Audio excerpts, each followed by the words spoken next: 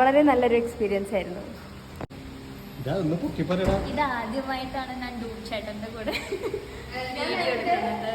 വളരെ നല്ലൊരു informative class ആയിരുന്നു. എനിക്ക് ഹിപ്പ് ഹോപ്പ് അറിയാത്ത എനിക്ക് ഹിപ്പ് ഹോപ്പ് ഇത്രയും നല്ലോണം കളിക്കാൻ ഹെൽപ്പ് ചെയ്തത് ഡൂഡ് ചേട്ടനും അഞ്ജന ചേച്ചിയുമാണ്.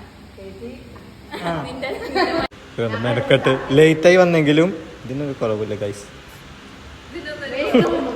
ഇത് ഞങ്ങളെ പറ്റിയുള്ള അഭിപ്രായം ആക്ച്വലി ഞാൻ ആദ്യമായിട്ടാണ് എൻ്റെ ഒരു ടീം വിട്ടിട്ട് ഞാൻ പെർഫോം ചെയ്യുന്നത്. വേറെ ഗേൾസ് ആയിട്ട് തന്നെ. സോ ഇവർ അടിപൊളിയായിട്ട് ചെയ്യുന്നുണ്ട്, ഇവിടെ അടിപൊളിയായി ചെയ്യുന്നുണ്ട്, ആൻഡ് അടിപൊളിയായി ചെയ്യുന്നുണ്ട്. രണ്ടുപേരും അടിപൊളിയായി ചെയ്യുന്നുണ്ട്.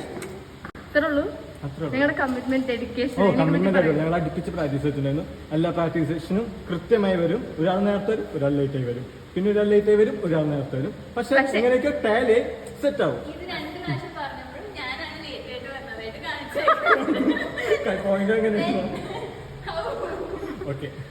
ശരിക്കും ഞങ്ങളവിടെ പ്രാക്ടീസ് ചെയ്യുമ്പോ വെറുതെ ഇരിക്കുന്ന ആരാ? ഞാനാണോ? അല്ല. അവളാണോ? അയ്യോ, അവളാണോ? അല്ല. റാശിയാണോ? റാശി എപ്പോഴും വെറുതെ ഇരിക്കും. എന്നാലും ശരിക്കും വെറുതെ ഇരിക്കുന്നുണ്ട്.